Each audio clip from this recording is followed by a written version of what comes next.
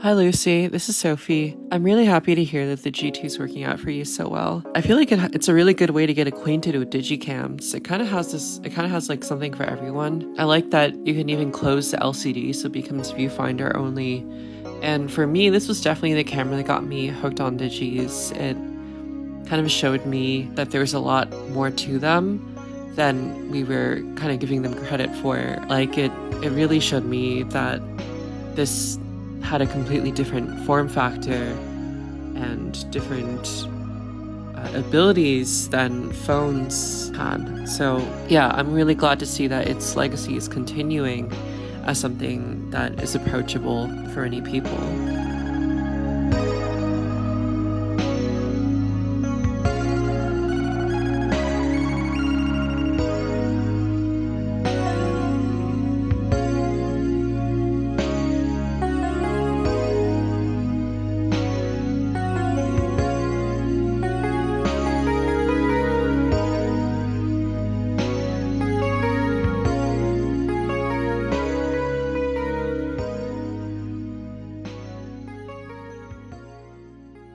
That was the voice of Sophie Lee, who was responsible for the Tumblr page and Instagram known as Digicam Love.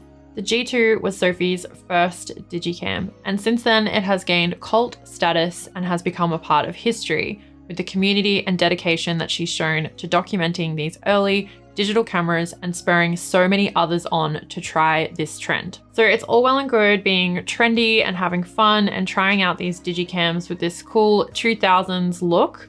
But like Sophie says in the intro, some of these Digicams are capable of way more than we give them credit for. Being the dedicated film shooter that I am, it can be frowned upon to dabble in the dark side of digital, but the Canon PowerShot G2 that was originally released in 2001 feels a lot more like using a film camera than a digital one. The chunky design, the slow response of the shutter and zoom, and basically all the other functions make you wait and slow you down. Two of the consistently cited reasons film shooters choose this medium over digital. The resurgence of vintage digital cameras has really blurred the line between film and digital and made it possible to yield results that not only look filmic, but also give you a close experience to shooting film. Pair this with the high prices of film, a global recession, and an ongoing societal obsession with nostalgia, and you've got a pretty solid reason to try out a Digicam. So for the month of September, I shot only Digicams and no film. I switched it up between a handful of different Digicams, but nothing came close to what it was like shooting with the Canon G2. This camera is the only contender for replacing one of my beloved film cameras. But is it really enough? And will it take the place of something like my Canon SureShot 76 zoom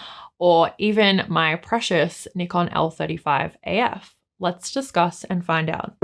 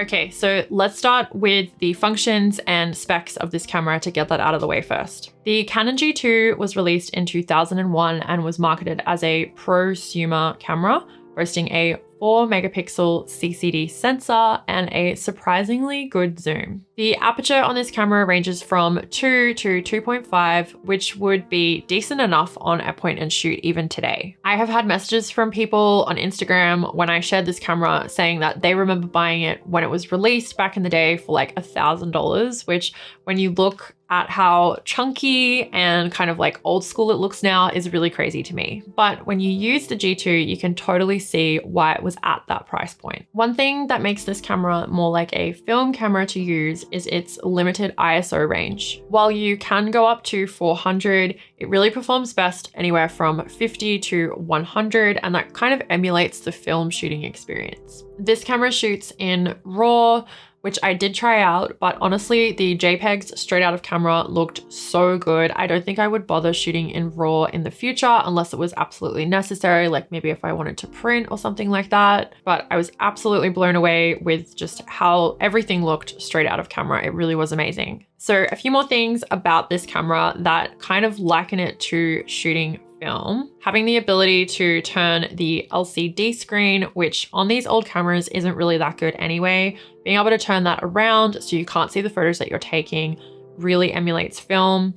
Also, the optical viewfinder is really good, and having that with the LCD screen turned around really does make you feel like you are shooting a film camera. I pretty much used the optical viewfinder the whole time I shot the G2, and it's not completely accurate, but it's close enough. When you turn the LCD screen around, you can still see all of your settings and like a counter on this LCD screen on the top, which is really nice because you don't have to like go back to the screen and through a menu to see anything. And it really did kind of trick me into like I was using one of my Canon point and shoots. So another trend that's been popping up lately are like old camcorders and the lo-fi footage that comes from those. I've been really wanting to try that out. We have one, but it's not working, and I've been struggling to find one, and they are kind of going up in price like everything else. So we've been trying video on our old Digicams. Some of it looks like okay, but not great. But with this G2, the video footage looked so cool. It was like sparkly, like the highlights off of like the water of the footage that we got, and it just looked really nostalgic and really cool, and is definitely a feature that I would use. It wasn't like gimmicky like when I've shot on other Digicams, so I think that's another huge plus of this camera. Obviously, it's not like X-T4 footage or anything like that, but it just has this cool like vintage kind of like lo-fi look, but not like super lo-fi that it looks really crappy. It's kind of somewhere in between, and I personally am just loving it. It's pretty crappy. I don't think it's that crappy. So if you want to hear from somebody who is probably most definitely not trying out the Digicam trend because they kind of want to put out high quality videos and photos and have a lot of experience and knowledge, then check out my recent interview with Casey from the channel GX Ace, which I'm sure a lot of you have found. It's probably popped up in your feed. His channel is so amazing, and I had like an hour-and-a-half long conversation with him about like his background, like working in film, and he even makes like custom lightsabers from like old camera parts. Just a really fascinating, really interesting person, and I was so honored to get the chance to sit down with him and learn a little bit more about his backstory. So link is in the description for that one, along with all the other stuff I do. Like I have a newsletter and a Patreon and heaps of other stuff, so go check it out. Okay, so G9. I also borrowed this Canon G9 from a friend, and I was really excited to use it because it looks like the Ricoh GR, which is very shallow and vain of me. But when I used it, I really did not vibe with it. I only used it once.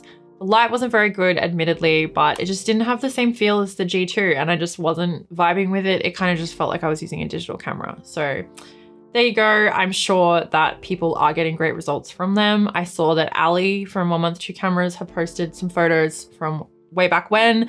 They looked cool, but I just think for a film shooter who's looking for like that kind of experience, the G2 is like where it's at, not the G9. Yeah, Tosh, what does that even mean? I've never even heard that before.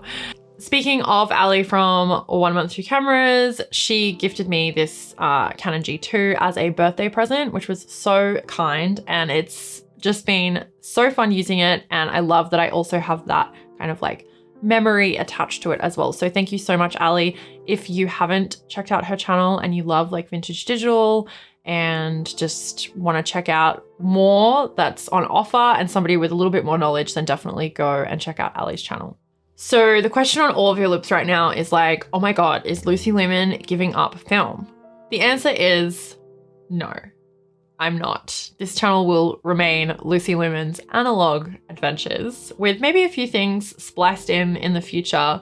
But I learned so much about myself as a photographer, like why I shoot, how I shoot, more like the mental state of it, which I'm gonna go into in another video. So make sure you're subscribed so you don't miss out on that one. But all in all, I will say I'm not giving up film, but I think that this G2 will definitely stay in my rotation and will be like close by to pop in a handbag when I'm going out the door along with my film cameras. And that's a really nice feeling because it's going to be good on the bank account and I won't feel like guilty or have that like pressure of when you're shooting film that you know that that's like a few dollars every time you take a photo. The colors from this camera are absolutely amazing and definitely are up there with film. So it wasn't a results like issue at all. It was more like user experience and kind of like the mental state of like using a digital camera than the results and like being like, no, I want to use film because it looks better.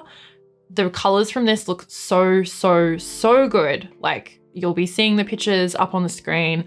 I was just really blown away with this over any other Digicam that I've used.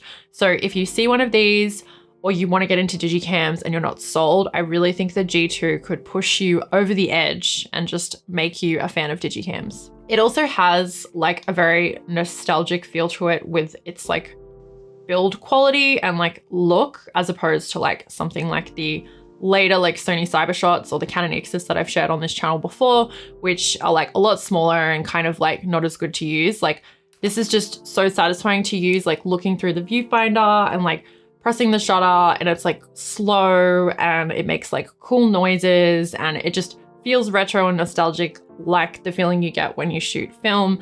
And then the results also look great to boot. So it's like you just can't beat the G2. And don't let 4 megapixels put you off. It's definitely enough for me and maybe it will be for you too.